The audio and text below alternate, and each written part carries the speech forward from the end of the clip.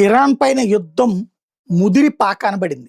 ఒక్కసారిగా ప్రారంభమైనటువంటి దాడి శరవేగంగా సాగుతోంది.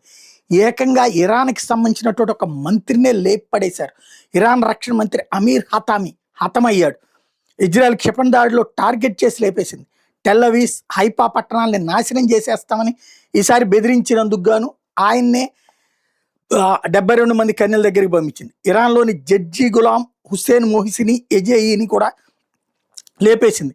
వేల కొలది ప్రదర్శనకారులకు మరణశిక్ష విధించినటువంటి ప్రాంతం అది. దాన్ని ఇప్పుడు ధ్వంసం చేసి పడేసింది ఇజ్రాయెల్. వరుసబెట్టి అటాక్ అన్నటువంటిది సీరియస్గా సాగుతోంది. ఇంకొక వైపున ఇరాన్ ప్రయోగించినటువంటి క్షిపణుల్ని అనేకం దారిలోనే ధ్వంసం అవుతున్నాయి. కొన్ని మాత్రం వెళ్తున్నాయి, అంటే 100కి 5 మించి వెళ్ళలేకపోతున్నాయి. పర్సంటేజ్ పరంగా చూసుకున్నప్పుడు ఆ స్థాయిలో దారిలోనే ధ్వంసం చేయడం జరుగుతుంది. ఎయిర్ డిఫెన్స్ సిస్టమ్స్ యాక్టివ్గా ఉండటం వల్ల, ఐరన్ డోముల వల్ల.